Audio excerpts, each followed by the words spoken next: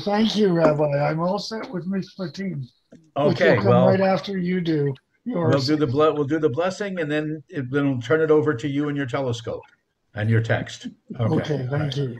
Baruch atah Adonai Eloheinu melech haolam, asher tichanu b'mitzvotav v'tzivanu la'asok b'divrei Torah. Amen. Amen. Yeah. Okay, everyone, today is a very short quote. I believe it's from Shakespeare's As You Like It. And meteors fright the fixed stars of heaven. I see thy glory like a shooting star fall from the base earth, from the firmament. Thank you, and back to you, Rabbi. No, well, if you're going to do Mishpatim, then let's just start with you. Okay, then, thank you. All right, Mishpatim is literally is the second, I think it's the second word of this portion, and it's Hebrew from laws. And I know in the previous portion was one of the most important in the entire Torah, where God gave the Ten Commandments to Moses. And we will be hearing that. I guess we're a little bit out of sequence. We'll be hearing that from the rabbi right after I'm done. It is the 18th weekly Torah portion in our annual Jewish cycle and the sixth in the book of Exodus. And after God has given the 10 major commandments, God is now setting out a series of laws. And some scholars call these the covenant code. It reports the people's acceptance of this covenant with God. And here we go. There are 7 readings. In the first reading, God is telling Moses to give the people laws concerning Hebrew indentured servants and slaves. This is probably something that would not be acceptable today, but those were different times. There was a different society and a different culture back then. And it talks about homicide, which is clearly one of the 10 Commandments. It talks about striking a parent, which is another one of the 10 Commandments, kidnapping, insulting a parent, and assault. In the second reading, Exodus 21:20, beginning there, it addresses laws of assault, a homicidal animal, damage to livestock, and theft. I suppose the only homicidal animal that I know of is the bear that would just attack you really without warning. But I guess back then they had other homicidal animals. This is not something I really want to learn more about. But in the Not sure third how many reading, bears there were in either Egypt or Sinai, right? I doubt there were any bears. Maybe God sent one just to be petted and see what happens. But I don't think the bears were endemic to the Sinai Peninsula or to Israel. In the third reading, it addresses laws of damage to crops, bailment, seduction, sorcery, bestiality, apostasy, wronging the disadvantaged, and lending. The fourth reading deals with laws of duties to God, judicial integrity, and humane treatment of an enemy, a very important concept, which still is very appropriate for our day today. In the fifth reading, we address laws concerning the disadvantaged, false charges, bribery, oppressing the stranger, the sabbatical year for crops, and the Sabbath, a mention of other gods, and the 3 pilgrimage festivals. There's a very short sixth reading where God promises to send an angel with the Israelites to bring them to the Holy Land of milk and honey that God had prepared for them. God directed the Israelites to obey this angel because if they did, God said he would be an enemy to their enemies. And he repeats the idea that the Israelites were not to serve other gods, but to serve only God. And one thing that we could discuss sometime is what God really means by service. I remember asking my father about that once, and I asked him, I said, does our rabbi keep a list of all of the members and how often they go to shul? And Dad looked at me in a little bit of anger, and he said, no, he does not keep such a list. What he does do is he checks on the life you lead, and he wants us all to lead a good life. And I've never forgotten that. And in the seventh reading, God is actually promising a reward for his obedience. And he invited Moses, Aaron, and 70 elders to bow to God from afar. And there are other commandments that appear throughout this portion, but then they go into the various festivals that are mentioned here, I believe, for the first time. One of them in Exodus 23 refers to the festival of Sukkot. And Sukkot is called the Feast of Tabernacles or booths, where we are commanded to build a sukkah every year. I used to love doing that when I was a teenager. The Feast of Ingathering, and then the Feast of the Festival, the Feast of the Festival of the Seventh Month, and also a holy convocation or a sacred occasion. Sukkot becomes one of the most important feasts in Judaism, as indicated by its designation as a feast of the Lord or simply the feast.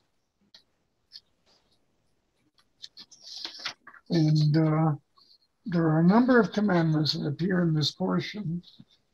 To purchase a Hebrew slave in accordance with the prescribed laws, to redeem Jewish maidservants, not to withhold food, clothing, or sexual relations from one's wife.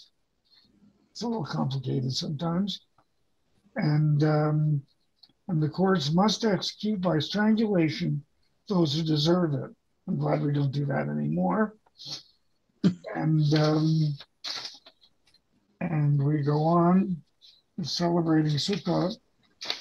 And I do have this morning a little bit of a reading that I'd like to share with you, Exodus 21. Now these are the ordinances which thou shalt set before them. And they go right into the slavery in verse 2. Now the Haftarah for this portion is generally from Jeremiah chapter 34, verses 8 to 22, and earlier 33, 25 to 26. And here we are, Jeremiah. And it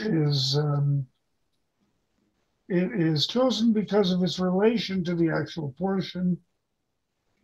The word of the Lord, it says, came to Jeremiah after King Zedekiah made a covenant with the people of Jerusalem to proclaim liberty, and all should let their Hebrew slaves, and this is something that does relate to today, their Hebrew slaves, both men and women, to go free, and that none shall make bondmen of them.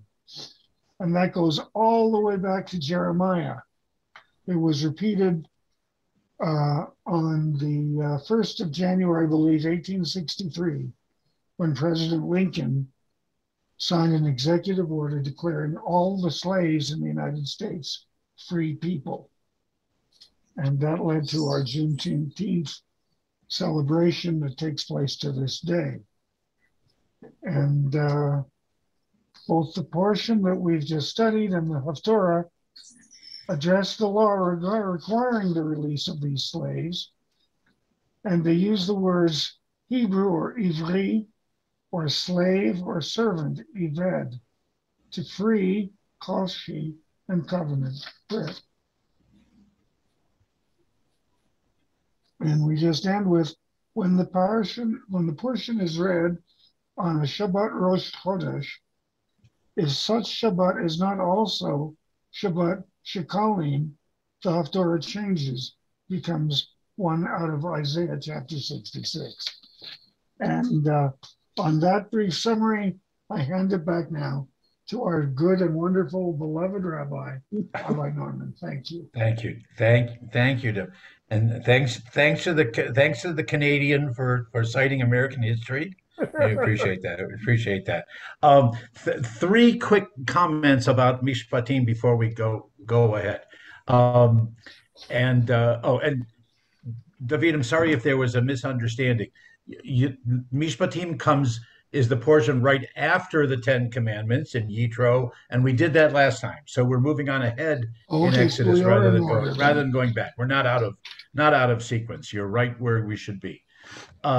You made your little anecdote about what your father responded to the rabbi's comment, or your question about the rabbi, reminded me of a very quick story that we frequently quote, that the young child says to the rabbi, like on Yom Kippur, when there's, you're in synagogue all day and all day and all day, when Rabbi, when's the service going to be over? And the rabbi looks down kindly at the young person and says, well, the worship will be over soon, but the service will begin and continue throughout your life. So there's that. When you mentioned your thing about with your dad's answer, I thought of that too. One thing I would like to add is that when I was a child pre-bar mitzvah, I remember sitting down at the table very proudly, looking at my dad and saying, Dad, I am going to stand up all day this Yom Kippur, except for meals. And I don't think he stopped laughing at that one for right, the rest except for the meals, right? Okay, yeah, except for meals. There you go. Good. Okay, I just want to add two things about Mishpatim, as was mentioned in David's comprehensive summary. It's a jam-packed portion.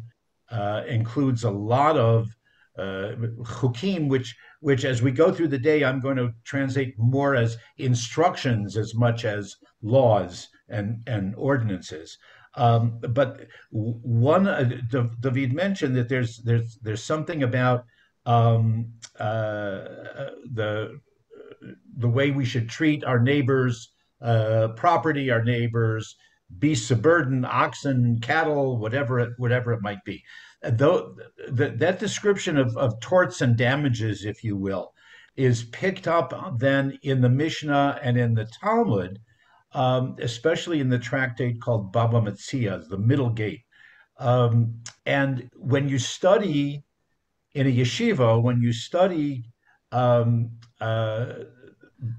Mishnah, for example, an introduction to Mishnah, that's the particular section quoting, I think it's chapter 22 of Exodus, quoting that particular paragraph that talks about if you loan something to your neighbor, or if you borrow something from your neighbor, and let's say if you borrow your neighbor's ox to plow your field, and something happens to the ox or something happens to the plow, what is the source of figuring out how much you owe back to your neighbor?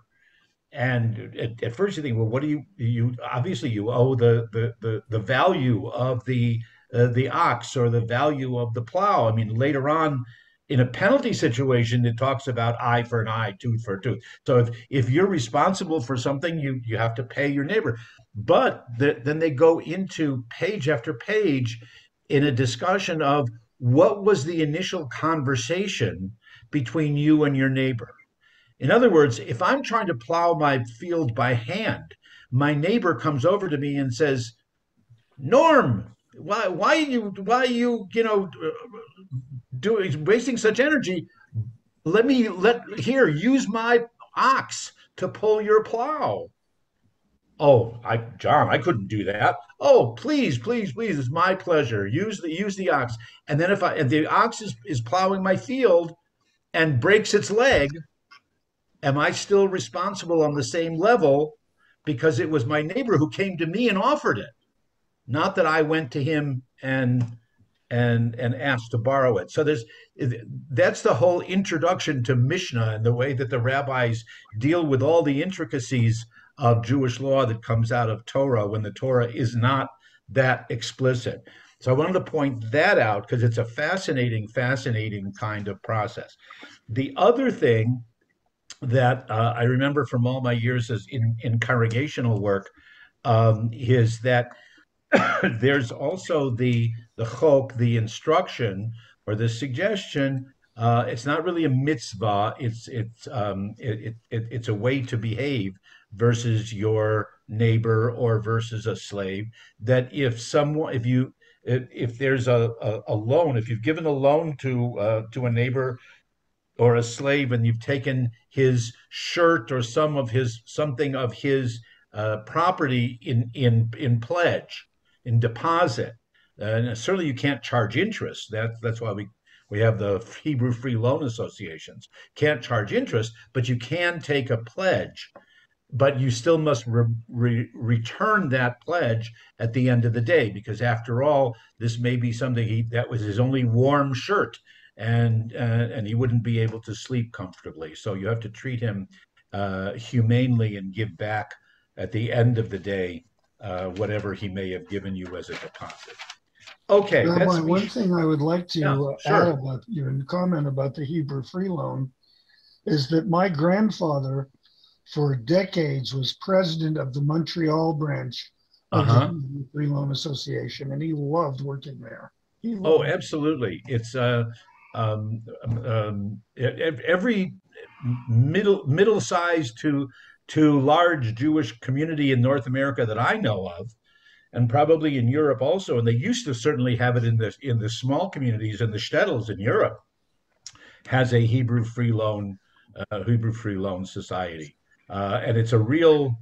Here I'll use the word. It's a real mitzvah to serve on that with that agency and to be able to provide interest free loans to people. It certainly was. He was so proud of that. And Yes. at the end of his term as president, they hired a photographer to take his picture. And while they were taking his picture, the photographer discovered that my grandmother had the most beautiful hands he had ever seen. And he Ah. wanted to take a picture of her as well. The photographer's name was Yusuf Karsh, the most Oh, famous really? photographer in Canada at the time. Yes. Yes. Wow. Very famous photographer. Yeah. Very okay. Just All wanted to right. thank you for letting me share that. Sure. Okay, we move on. Two of the chapters, or the portions, and I kind of made a quick reference to it on Shabbat morning at the temple. That these are some of the portions that bar bat mitzvah students, when they're assigned their portions, say, "Oh, really? I have to deal with something like that? Where's the relevance?" Uh, but we'll see what we can find. So, in the portion known as Terumah, begins in chapter 25 of Exodus and goes through the chapter 27. Moses is given the instructions for how to build and here we get into different terminology. The sanctuary, Mishkan is sometimes called in Hebrew, that's God's dwelling place. Sometimes it's called the Mikdash, the holy place. Sometimes it's called the Ohel Moed, the tent of meeting. Or again, as I mentioned on Saturday, I found a new translation that calls it the tent of encounter, which I think is an interesting and very positive translation.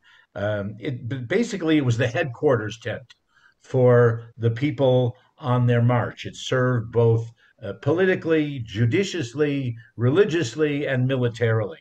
The Ohel Moed. Um, so God gives Moses instruction on how to add on to the Ohel Moed, the tent of encounter, or the headquarters tent, and make it into a sanctuary when they do have the religious ceremonies and rituals. And God gives the famous quote, "The asuli mikdash v'shachanti betocham." Let them make for me this holy place, and I will dwell among them. The question is, dwell among the people, dwell in that holy place. We believe that God is everywhere rather than only in one particular place. But the rabbis then say, no, but by approaching the Mikdash is where you can better understand God, even though that doesn't mean that God is only in that place. Each of the Israelites was commanded to bring a teruma, a free will offering, a contribution. And here's the list: it could be gold, silver, copper, blue, purple, or crimson yarns, linen, fine linen, goat's hair, ram skins. They didn't have the bears, but they had rams apparently. Ram skins, dolphin skins. We're not sure where they got the dolphins from there in the middle of the desert. Acacia wood, oil, and precious colored stones. Those were the necessary ingredients, if you will, or the materials that were necessary for building the sanctuary. They were to construct an ark in which the tablets of not only the tablets that had the Ten Commandments, but also the pieces of the broken two tablets that Moses had shattered. They were all carried in the ark. We'll talk more about the ark a little bit later. And the the ark was to be carried by the Levites, and at the on the two sides of the ark were gold cherubim, little figurines of angels that faced each other, and a God. And again, God says, "And I will speak to you from between those two figurines, from between the two cherubim, the two child angel figurines." That should go along with the ark for this sanctuary. There shall be a special table. There's debate amongst the rabbis as to whether that's the altar on which the the sacrifices were to take place, or whether that's the table on which the Levites and the priests would actually eat their meals. But there's a special table, the menorah, the candelabrum or the lampstand, which is seven branch, not the eight branch from Hanukkah. And all of this would be contained either in front of or inside of the tent of meeting, the tent of encounter. The tabernacle, which was the actual place for the ritual and the ceremonies and the sacrifices. There was to be a curtain in front of it, that was perhaps on the one hand, to shield off that which was taboo for the average Israelites, that only the Levites and the priests could come inside the curtain. So it was a protective kind of barrier, but it was also to keep the sight of the slaughtering from perhaps the little ones, that they didn't necessarily need to see that. They built the Mishkan, again using God's word v'shachanti betokan. So Mishkan becomes the noun form of the verb to dwell. This was the place of God's dwelling, or God's presence. Um, the details are exact. They're exact. Are exact down to the most the most minute detail and instruction. And God even goes so far as to say, "Exactly as I show you, thus should you make it." Whether that was a test, or whether that was specifically because God wanted it done in a certain way, we don't know. You have to pardon me for 1 second. My thing just popped up and said your battery's running low, so I have to plug in the computer.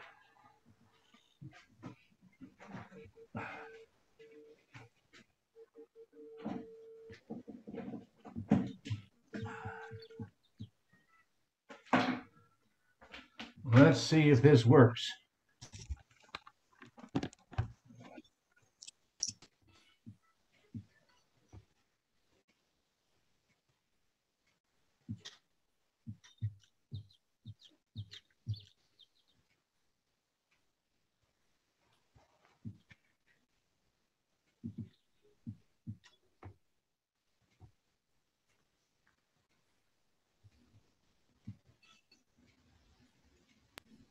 Just want to say how much I enjoy these monthly sessions. Really, really enjoy them.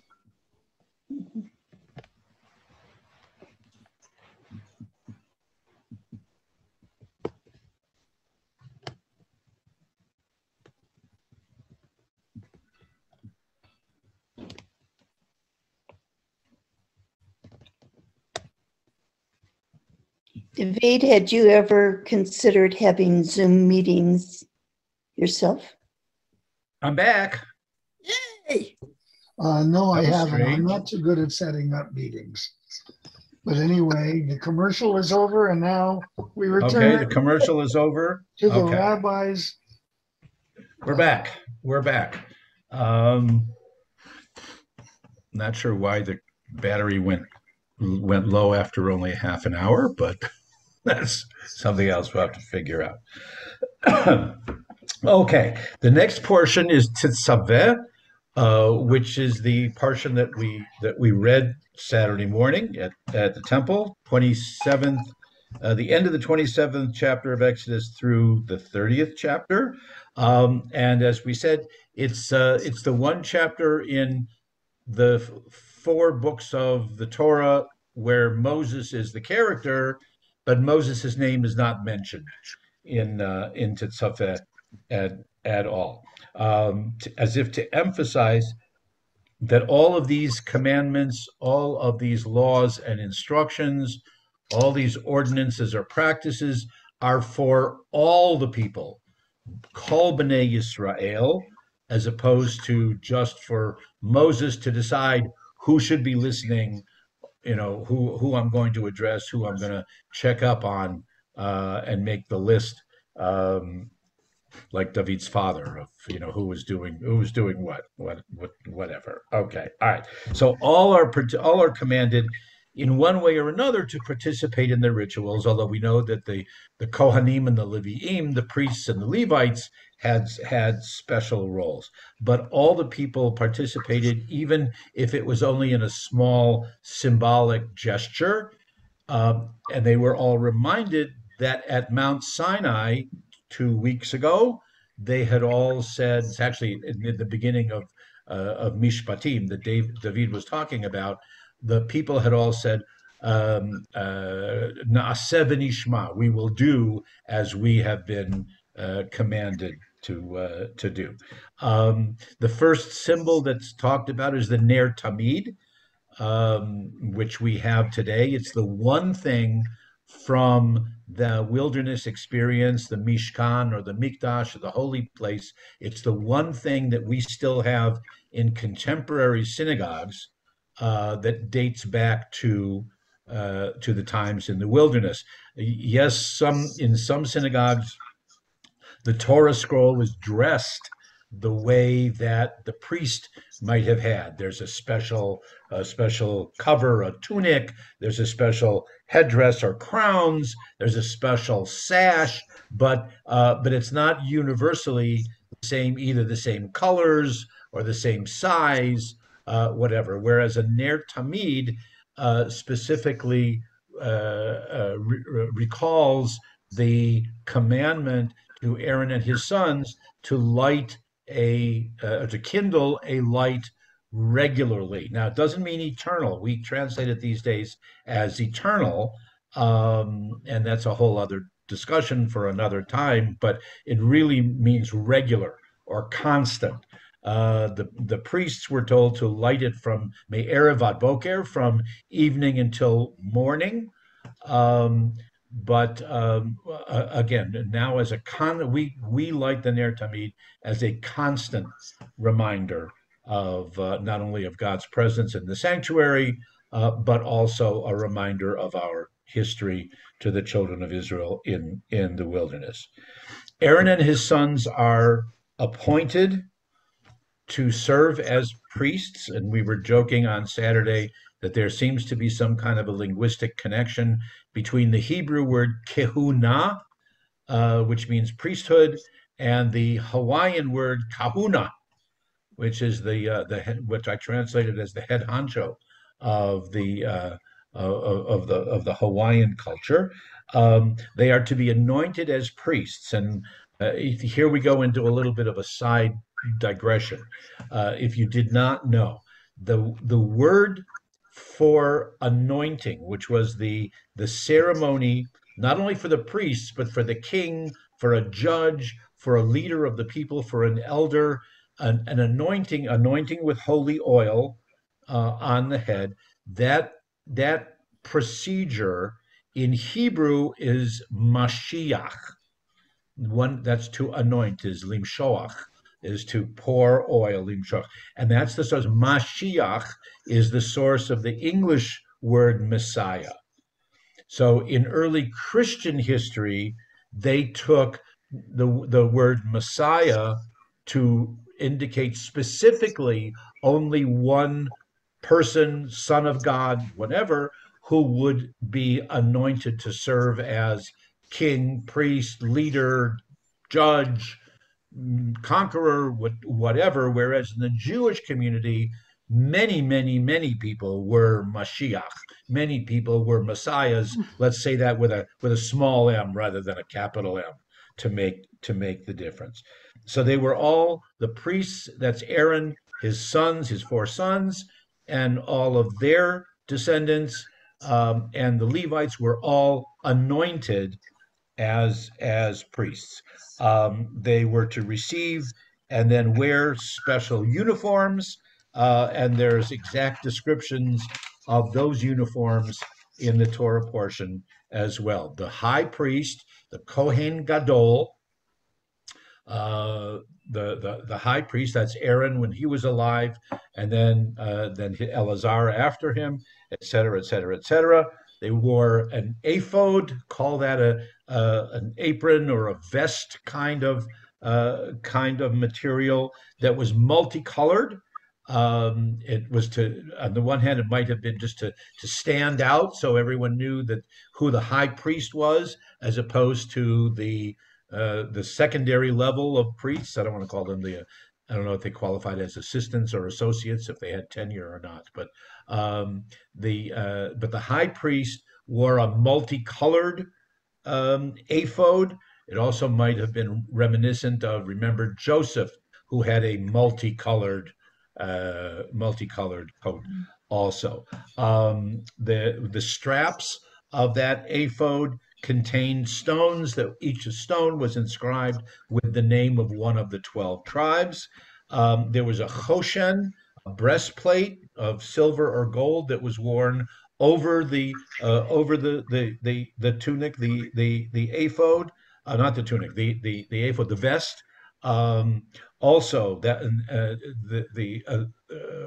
the point was that the choshen was representative, not so much of the religious ritual, but of the judicial ritual. So it was the choshen of mishpat, the choshen of judgment. It was the breastplate that showed that the one who wore the choshen was had the authority to make judicial decisions.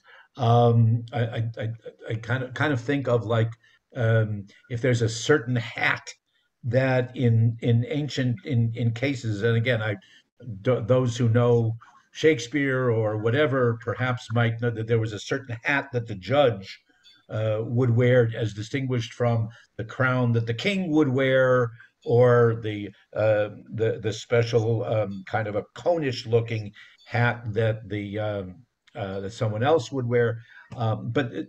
That's what the choshen was. And then you may know or recall that choshen mishpat, the breastplate of judgment, is one of the 4 volumes of the Shulchan Aruch, of the Code of Jewish Law. Also, that choshen had the stones and the names of the 12 tribes, and usually a small representation of those same cherubim, except here they're called the Urim and the Tumim. The small angelic figures or figurines were on the choshen. That again, the notion was that God would speak here in judicial terms. God would speak from between those two those two figures on the Choshen. One represented truth, the other represented Din, Emet and Din. One was truth, and the other is justice.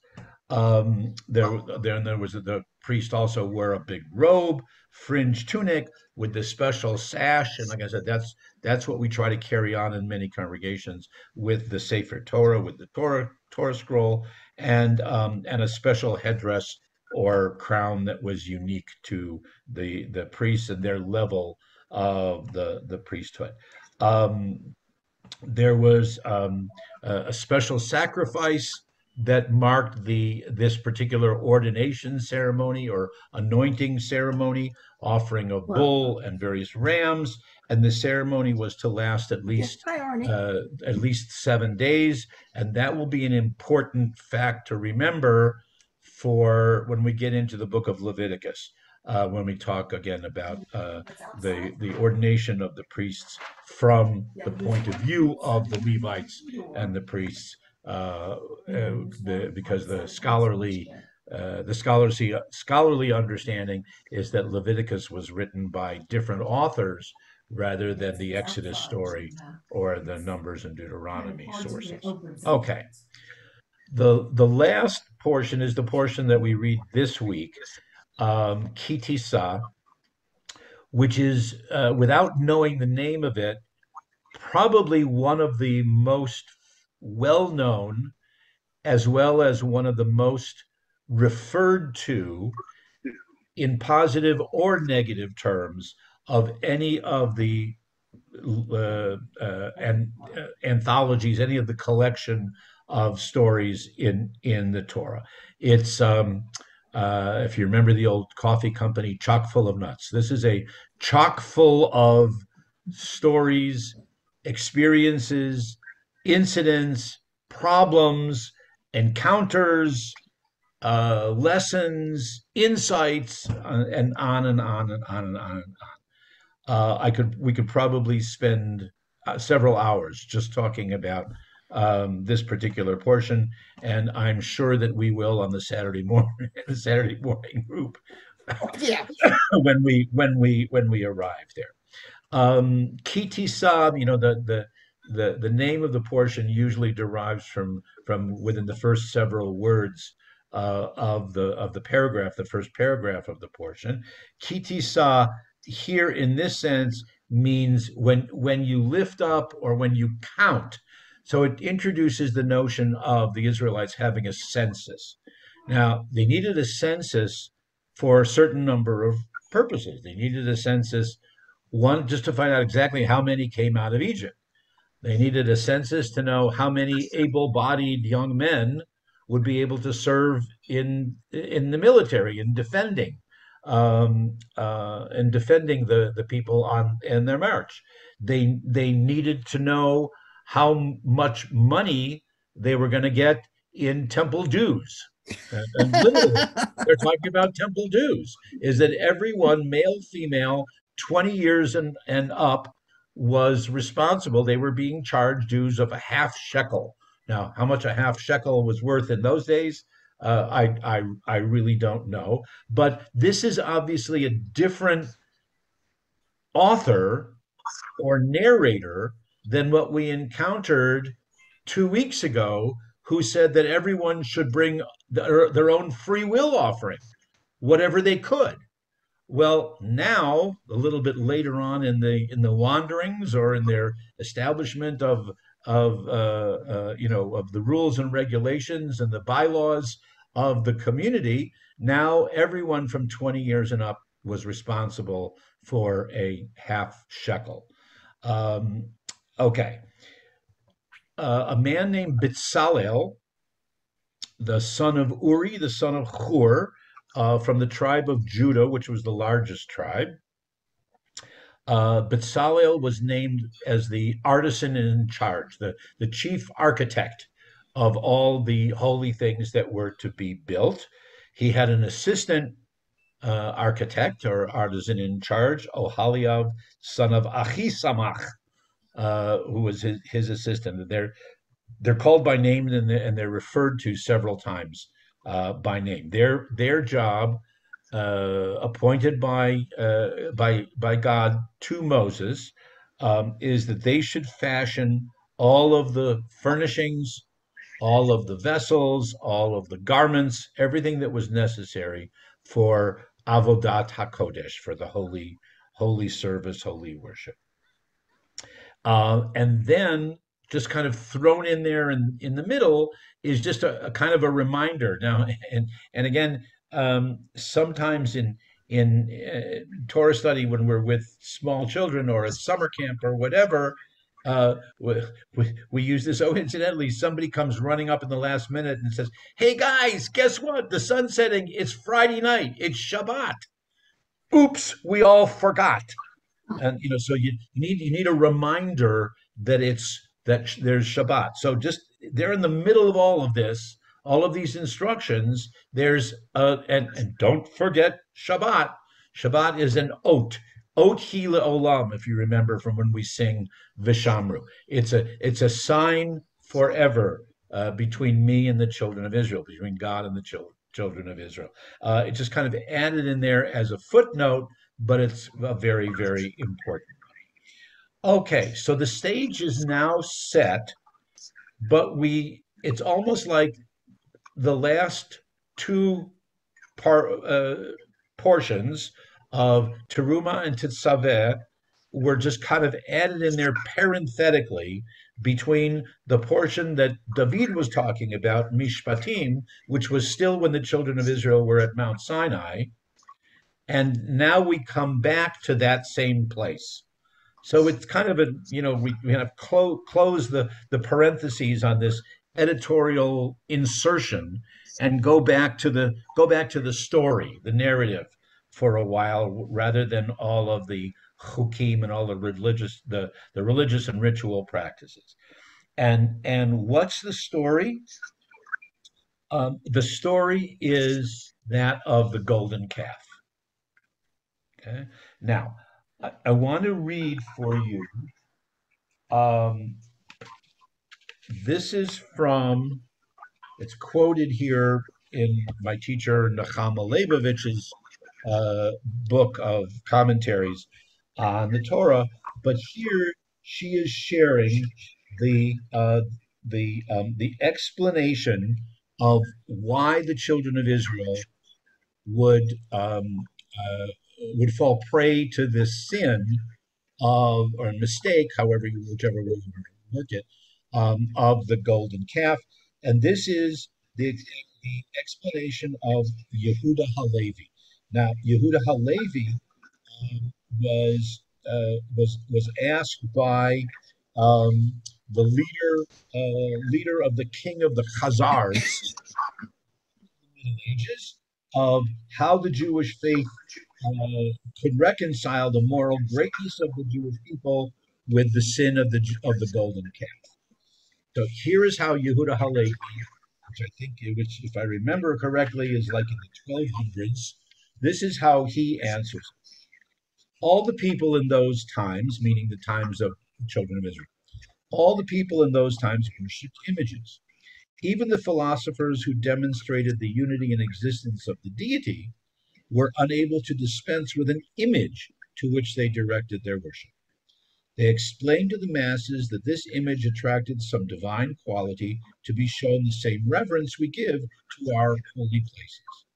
The masses could only be persuaded to accept worship of a tangible image.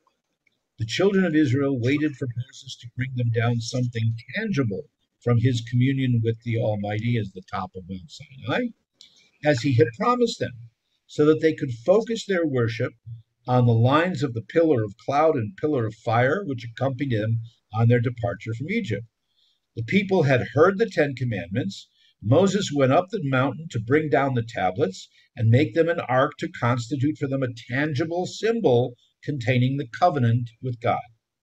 The people were left waiting for Moses to come down without having changed their ornaments or garments since the time they had stood at the foot of the mountain during the revelation of Sinai, but they had remained as they were.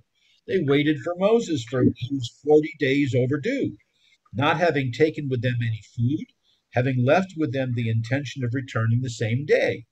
Then some of the people were overcome with frustration, and dissension was sown, until some individuals were prompted to ask for a tangible object of worship in the manner of the other nations, without repudiating God, who had brought them out from Egypt, merely requesting it should be placed before them to gaze upon when they related the wonders of their God, as we do with the sky.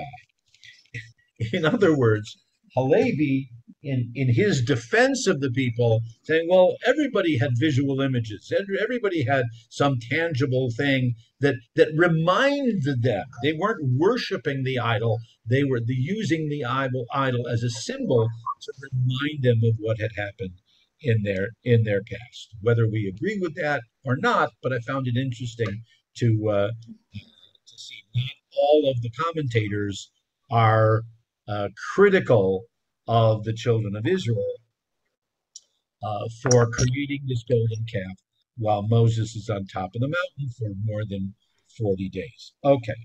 We also question Aaron's role. Was he, when the people came to him and said, let us, we don't know what happened to Moses. He's our leader. We don't know what's going to be happening. We need to, build. And so Aaron tells them, okay, collect all the gold and whatever. Now, is Aaron, so the questions that the rabbis ask, and I'm not going to answer them, but the questions that are asked, is he a leader of the revolt? Is he using this as a power play for himself? Since Moses, for all he knows, Moses has disappeared, gone, dead. And Aaron would be stepping in. So is this a power play to get all the people to follow him? Or, which most of the commentators say, he's stalling for time. He didn't think that they would be able to gather all the gold and everything within an hour. So it would take a couple of days. And, meanwhile, hopefully Moses would come back down. The people build the ark, and they build the golden calf, and they start to celebrate with the calf. And again, there's debate as to whether are they worshiping the calf, or as Halevi says, they were using the calf as a reminder, as an avenue for their religious and spiritual attention. Meanwhile, up at the top of the mountain, God tells Moses what's happening and threatens to destroy these people who are ungrateful that God brought them out of Egypt. Moses argues, but Moses's point of argument back to God is interesting. If you might remember from talking about this, either if you've read it or from Saturday morning or whatever, that no, God, don't destroy the Israelites here. That will only give what's called pitchon peh. That'll only give an opening for the Egyptians to say, what kind of God is that? He brings them out of Egypt only to kill them all here in the desert. We don't want to accept a God like that. Our Pharaoh is better, et cetera, et cetera, et cetera. And so Moses tells God, wait, you don't want the Egyptians to think that you're that kind of a God. And also remember your promise to Abraham, Isaac, and Jacob that you would bring the children of Israel into the promised land. So God gives Moses permission to go back down. And as he descends, he sees the dancing and the celebration around the calf, and he shatters the tablets. There are all kinds of midrashim and and stories and commentaries about why did he really throw it down? Did he was so astonished? Did he trip and fall? Did he lose his balance? There's a beautiful midrash that the letters which God had inscribed on the two tablets, when the letters saw the calf and saw what was happening, the letters expanded. They blew themselves up in anger, and that's what caused the tablets to be so heavy that Moses dropped them. But nonetheless, on his own accord, he smashes the tablets, grinds up all the tablets, which again goes against the notion that there's that the pieces of the tablets are available to be placed in the ark and carried on the wandering. If they were all ground up into a powder, how does that happen? But again, different narrators tell the story a little bit differently. But here the story is that the tablets are ground up into a powder, and Moses puts them into a liquid and forces all of the Israelites to drink him as a possibility. Moses questions Aaron. How could you let this happen? What'd you do? And Aaron cops out. Aaron blames the people and says, "No, I couldn't control them. I was waiting for you. My attention was focused on what was happening to you, my dear brother, and I wasn't really aware of what they were doing." Moses sets what do we call it? A red line in the sand, right? And he says, "Let all who are loyal come and join me on this side." And in this story, all the Levites come and join Moses, and they are instructed as the Tzva Adonai, the Tzvaot, the hosts of God, the hosts of the Lord. They become an army, and they're instructed to kill all those who have demonstrated disloyalty. Plus, there's a plague that comes among all the leaders, the ones especially who had created the calf itself. Moses has pity, Rachmanis, has compassion, mercy on on those who stuck with him, and those who repented, and those who asked forgiveness. And um, um, God promises that this so at one time that we encounter this phrase, a she'erit, a remnant, the true remnant, the remainder of the people. God promises to save them, to deliver them, to redeem them. References to the same phrases by which God had brought the children of Israel out of Egypt. There's a reference to those same verbs again, that this she'erit, this saving remnant, will be brought back, will be brought on ahead and given the land of Israel, um, um, after God and the Tzivaot Adonai, the hosts of the Lord's presence, will drive out those 6, 7 nations that are presently in the land of Canaan. Okay? Moses again goes back up to the top of the mountain um, uh, to plead with God. But now this is not only to forgive the people, but the way that I would describe it is that Moses goes back up and says to God, "Listen, you saw what they did. Okay, they pledged to follow you at Mount Sinai. They worship, they're learning how to worship you, et cetera, et cetera, et cetera. But obviously, from the experience and the mistake or the hate, the avera, the sin of the golden calf, they need, like Halevi was talking about, they need a tangible, visible presence, not what you can do, but what you are, what you look like, what your essence and presence means to them. Um, they need reassurance of that. They're I guess in a psychological sense, they're innocent, they're naive, they've seen what you can do, but they haven't seen you, and they want to be able to see you. Uh, God says to Moses, "No, no one can see my face and live, but I'll tell you what, hide yourself here, Benikrat Hatsur, in the cleft of the rock," and there are lots of books and commentaries that use that phrase, that in the cleft of the rock.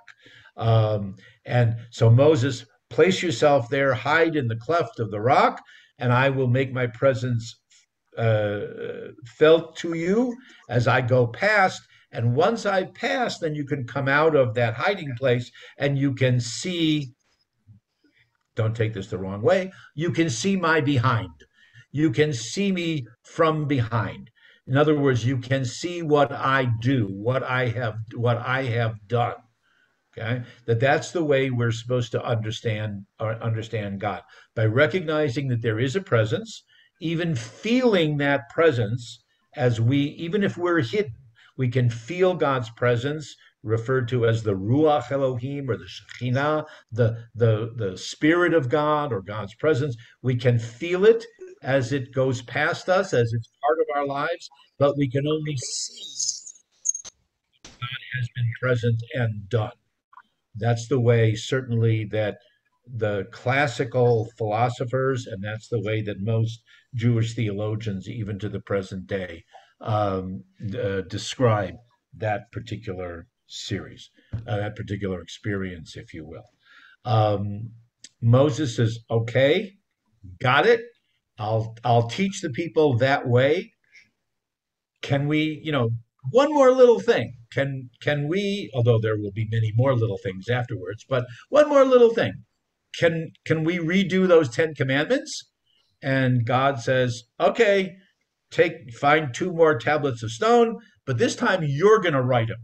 You're going to chisel them, chisel it out, on the 10 commandments.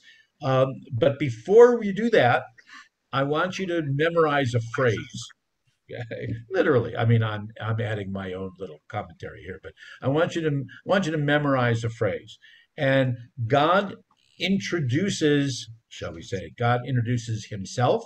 God describes himself, God's self, with the very, very familiar words that we include not only in the Torah portion, but in the liturgy on all of our festivals and on the high holy days. The Hebrew, I won't do it in Hebrew. The English is the Lord God, merciful and gracious, long abiding in compassion, showing mercy to thousands, iniquity and forgiving iniquity and granting pardon. That whole phrase, different translations of Adonai, Adonai, El Rachum V'Chanun, Er Chapayim, and it's almost as if God says to Moses, "Here's the definition. You want to know, I am God, and this is the way that anyone who asks, this is how you describe me." Maimonides, of course, in 1,000 years ago, 1,200 years ago, takes that little, I'll call it a doxology, a statement, if you will, a statement of faith, statement of belief, and finds in there the 13 attributes of God. If you've heard that phrase, and if you do any study of basic Maimonides philosophy, you find just looking into those 2-3 sentences, the 13 historical and traditional attributes of God. Okay, so Moses then takes, believe it or not, we're not done with this story yet. Like I said, this is a chock full Torah portion. Moses then takes the two new tablets of stone, and he's been on top of the mountain 40 days and 40 nights. He's been fasting all this time. We don't know if he had any water, but he certainly didn't eat anything. Okay. He comes down from the top of the mountain, and I'm sorry. And before he goes down, God makes him promise the following. Here's the test. Here's the test for the people, and the context of that God gives to Moses for the people to prove their loyalty. In other words, God reminds Moses of the brit, of the covenant, that God is not forsaking, he's not giving up on it, but there's a covenant between God and the people of Israel, the children of Israel. And this is what the children of Israel need to do to maintain their part of the agreement, their part of the sacred brit, of the sacred covenant. They need to tear down the idols of any of the local peoples whom they encounter.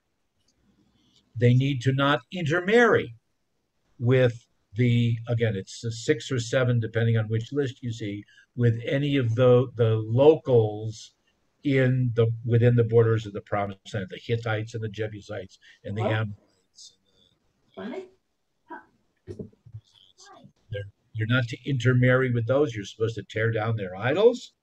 You're supposed to observe, as David was referring to, observe the three harvest festivals, and observe the Shabbat, because that little kid ran in and said, "Oh, don't forget, sun's coming. We have to observe Shabbat."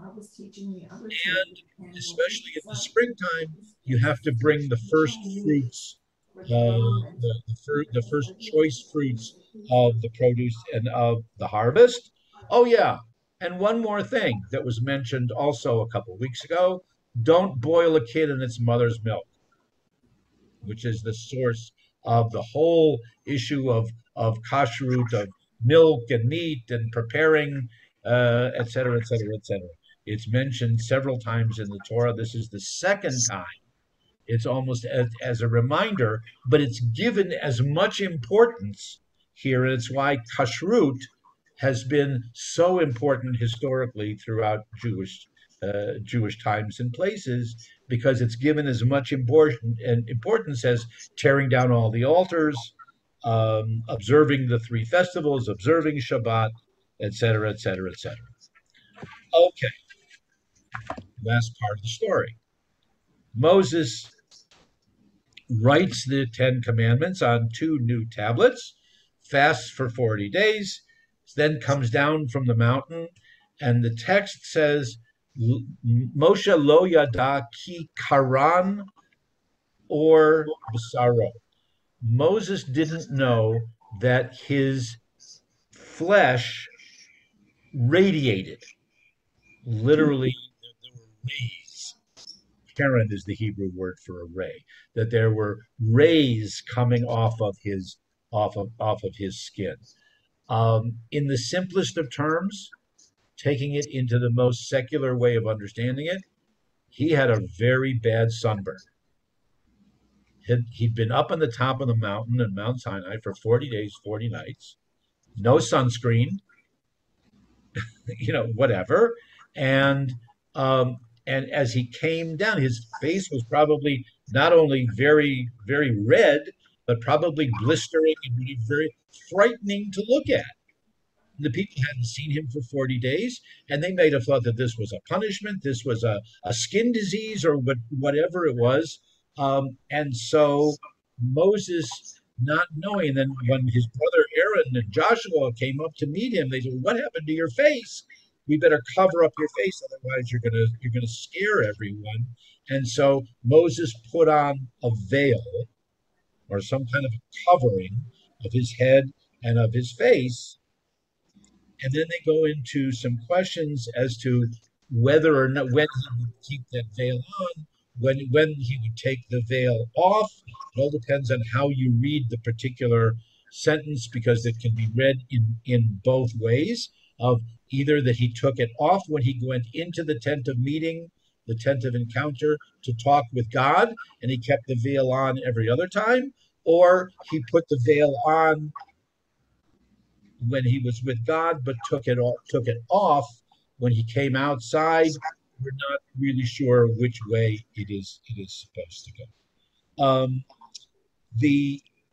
Just a few more comments, and then we're going to run out of time. That last little, the two insights, or two special comments that come from that last little incident.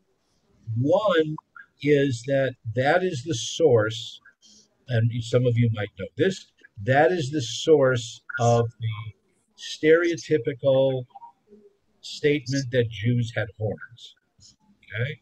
Because when you have the Hebrew text that says Moses didn't know that his head sprouted rays or whatever, okay? When the Hebrew is translated into the Greek, and then the Greek into the Latin, and the Latin text is the source for Michelangelo when he created his statue of Moses. I forget where in Italy that is right now, but you can see it to this day, and certainly copies of it, that the Michelangelo statue of Moses He's sitting, he's holding 10 commandments, and there are two little horns on his head. Okay? That led into the myth that Jews, obviously, if Moses is the most paradigmatic of all Jews and Israelites, and if Moses had horns, then all Jews have horns. That's the source of that horrible, horrible statement, which continues in some communities even to this day. My first college roommate, freshman year undergraduate school, had never met a Jewish person. He literally came over and looked at my head and said, "Where are your bones?" And that's 1966. Okay. The other is that one particular statement, like I mentioned, that when it's unclear, did Moses put on a head covering when he spoke to God, or did Moses take off his head covering when he spoke to God? Leads into the earliest discussion that we have in rabbinic literature as to whether or not Jews are supposed to cover their head. Jewish men, especially, are supposed to cover their head, as David is doing, but I'm not, right? Right now, when you're studying Torah, when you're reading Torah, when you're in the synagogue, when you're worshiping, whatever, or in everyday life, whether or not. And so the kippah or the yarmulke, the skull cap, is our, I don't want to say just our generation because it goes back 900 years, but the skull cap is parallel to Moses covering his face. The question in the literature is it okay for us to recite our prayers even if our head is covered? So the assumption is that for a long time they did not cover their heads, and somebody all of a sudden said their morning prayers, and then realized he didn't take his hat off, or at the end of the day, whatever it was, and he asked the rabbi or the authority, what they call the posek, that did was it, do I have to go back and do all my prayers over again, even if my head was covered? The answer was no. You can still appear before God with your head not covered, because Moses did that when he talked about God's presence to the people. So therefore, it is okay to say your prayers if your head is not covered or is covered, whichever way you want to read the story. They cite Bravanel, again, medieval Spanish commentator, that Moses' time as the leader of the people was divided into three segments, if you will. There's the time when he spoke with God, or when God spoke to him. There's the time when he spoke to the people, transmitting God's message. And there's the time when he's engaged in all other worldly, secular matters as leader of the people.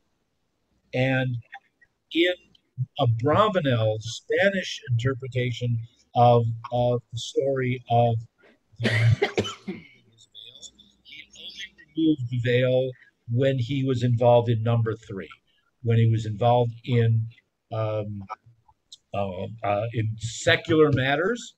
He would take the veil off, but anything that had a religious overtone, either meeting with God, or God speaking to him or Moses bringing God's message to the people, at those times he did cover his head, cover his face with the veil, and hence the tradition became that yes, we would cover our heads during religious moments, if you will, study, worship, etc., etc., etc. End of end of summary today. Any So I don't know where the others were, but they missed a lot. You did. Yeah. It was very interesting. And Diane was with us for a little bit, right? And then yeah, she had to go to work. Okay, all right. So she'll catch the recording. Okay, all right. She messaged me, and then she emailed me. She wanted to know when the recording would be available, and it all depends on how quickly Les gets to it. Gotcha, gotcha.